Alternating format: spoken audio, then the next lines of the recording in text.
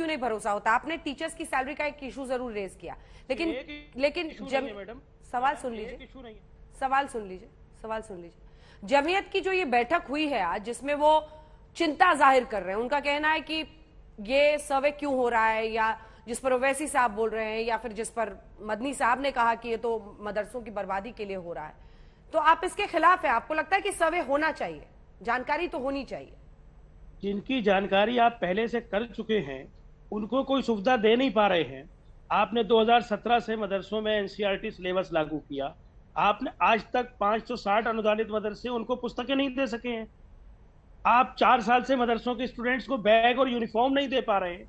आप क्या करेंगे नए मदरसों को का सर्वे करके? जो ऑलरेडी आपसे जुड़े हुए हैं, आप उनको न किताब दे रहे हैं, न कॉपी दे रहे हैं, न सिलेबस दे रहे हैं, न ड्रेस दे रहे हैं, न टीचर्स मतलब आप चाहते हैं कि सरकार मदरसों में हर बच्चे की किताब दे, उनके कपड़े दे? वादा कर रहे हैं, आप कह रहे हैं मदरसे को मॉडर्नाइज करेंगे। आपने जो मदरसे मॉडर्नाइजेशन के लिए आपसे जुड़ चुके हैं, जो नहीं जुड़ना चाह रहे हैं आप उनको जबरदस्ती ला रहे हैं, और जो जुड़े हुए हैं आप उनको कुछ नहीं देना चाहते। समझ नहीं आ रहा सर, क्या कह रहे हैं? हेलो, एक सेकंड सर, आप कह रहे हैं कि सबके कपड़े दे, यूनिफॉर्म दे, किताबें दे, सरकार दे? जो आपसे जुड़े हैं, जिनको आपने देने का कमिटमेंट किया है, जो आपके मदरसा बोर्ड से एफिलिएट हैं, फिरोज बख्त अहमद, फिरोज बख्त। हाँ देखिए, मैं एक बात कहना चाहता हूँ, ये मदनी साहब का जिक्र आया, मैं उस पर थोड़ा उनका जवाब देना चाहूंगा। ये मदनी साहब के जो अपने दादा थे मौलाना हुसैन अहमद मदनी, ये इन्होंने और मौलाना मोहम्मद हसन ने हिंदुस्तान की सरकार बनाई थी 1916 में, इसी मदरसे से, जिस मदरसे के आज ये सर्वे सरवा है मदनी साहब, आज ये जहर फशानी कर रहा है, आज ये इस तरह की बात कर रहा है। और 1916 में राजा महेंद्र प्रताप सिंह हिंदुस्तानी सरकार के इन एग्जाइल वो प्रेसिडेंट थे, और मौलाना मोहम्मद हसन जो थे उसके प्राइम मिनिस्टर थे। वो जो लेगेसी है, उस लेगेसी को निगेट किया है मदनी साहब जैसे लोगों ने। और मैं कहना चाहूंगा कि जब तक मदरसे का बच्चा आगे नहीं बढ़ेगा, ये कह रहे हैं कि कपड़े क्यों नहीं दे रही सरकार, यूनिफॉर्म और किताबें क्यों नहीं दे रही? हाँ। नहीं, सुनिए, मैं एक बात बता दूं। हाँ, ये जो मदरसे चलते हैं शू स्ट्रिंग बजट पे चलते हैं, ठीक है।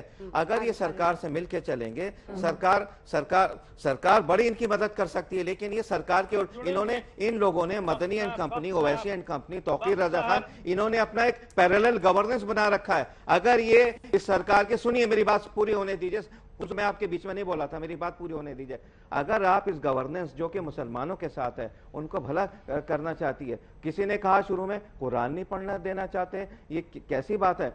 चाहे वो आरएसएस हो, बीजेपी हो, मैं किसी का ब्रीफ लेके नहीं चल रहा, किसी का हिस्सा नहीं हूं, लेकिन हमेशा बीजेपी और आरएसएस ने कहा है कि हम चाहते हैं मुसलमान कुरान से जुड़े रहें, नमाज से जुड़े रहें, दीन धर्म से जुड़े रहें। ये आप लोग उल्टी गंगा क्यों बहाते हैं? मुसलमानों को आपने अंडर स्कैनर ला दिया। मुसलमान, इस देश का मुसलमान देशभक्त है, राष्ट्रभक्त है, संस्कारवादी है, लेकिन आप जैसे जो फ्रिंज लोग हैं, उन्होंने सरकार और मुसलमानों, हिंदू और मुसलमानों के बीच में दीवारें खड़ी कर दी हैं। लेकिन हम कोशिश कर रहे हैं दीवारें गिरे और हिंदुस्तान आगे बढ़ेगा।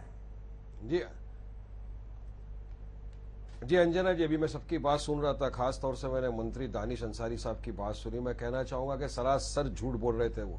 सबका साथ सबका विकास का भी जो उन्होंने बात किया, सबसे बड़ा झूठ है वो। उन्होंने कहा कि हम चाहते हैं सर्वे करा के चेक करें वहां पे बेंच बराबर है या नहीं, ब्लैक बोर्ड बराबर है या नहीं, टॉयलेट फैसिलिटी बराबर है या नहीं, और हम चाहते हैं कि वहां से बच्चा निकल के डॉक्टर, लॉयर, इंजीनियर बने। तो मैं पूछना चाहूंगा मंत्री जी, क्या आप ये नहीं चाहते कि जो हमारे बच्चे गुरुकुल, विद्या मंदिर या गवर्नमेंट एडेड स्कूल में पढ़ रहे हैं, उनके यहाँ भी सर्वे करा के बेंच चेक किया जाए, बोर्ड चेक किया जाए, टॉयलेट बाथरूम चेक किया जाए? क्या आप ये नहीं चाहते कि वहां से भी बच्चा निकलकर डॉक्टर, लॉयर, इंजीनियर बने, एक दिन अंजना कश्यप जैसा बड़ा एंकर बने? नहीं चाहते क्या आप ये हो ना? तो फिर क्यों वहां पे सर्वे नहीं कराते? उन्होंने सर्वे कराने की एक वजह बताई ना, तो मैं पूछ रहा हूँ ना वजह उनसे।